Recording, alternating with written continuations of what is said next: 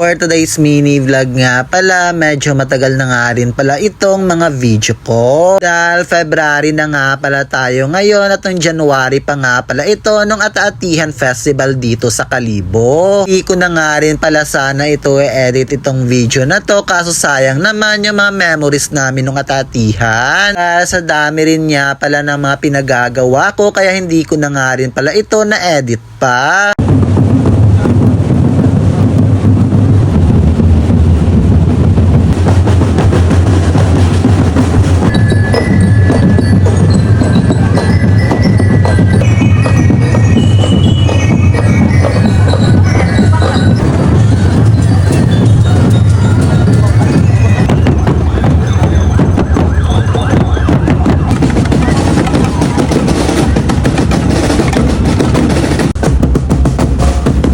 Pinagsama ko na nga rin pala sa isang vlog yung Sabado tsaka Linggo noong Ata-Atihan. Para isang voice-overan ko na nga lang pala at hindi na nga rin pala ako tamarin pa. Nakakokonti nga lang din pala yung manakuha kong video rito. Araw rin nga pala ng Sabado ay sakto nga pala wala akong pasok ng umaga sa trabaho. Dahil 11:30 AM pa nga pala yung pasok ko sa trabaho, kaya nakapanood pa nga pala ko na mga kasali sa contest. Meron nga pala mga tribal group tsaka modern group na kasali. Nakakamiss rin nga pala na isa rin nga pala ko dati sa mga kasali sa modern group. Dahil tuwing may costume nga pala yung grupo namin dati ay kasali talaga kami buong pamilya. Dahil simula nung bata pa nga pala kami ay parati na nga pala kaming sumasali. Costume nga pala yung grupo namin o kaya naman wala. Kaso nung nagkatrabaho na nga rin pala kami ay hindi na nga rin pala kami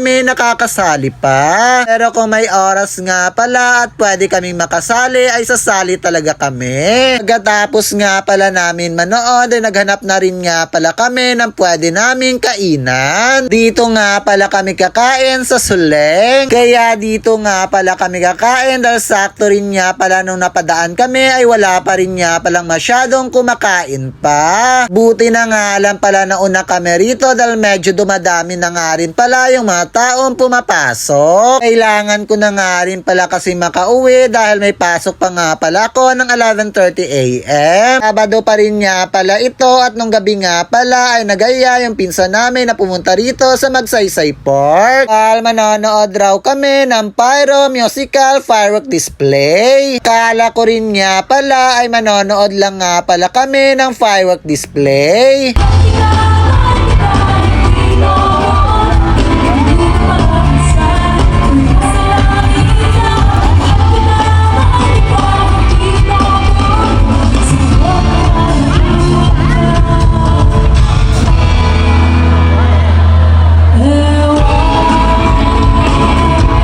Pero meron din nga pala rito nagpe-perform ng mga live band. Sa dami rin nga pala ng tao doon sa loob ay hindi rin nga pala kami roon nagtagal. Umabas na nga lang pala kami dahil hindi naman talaga iyon yung punta namin dito sa Magsaysay. Dahil yung punta nga pala talaga namin rito ay para manood ng firework display.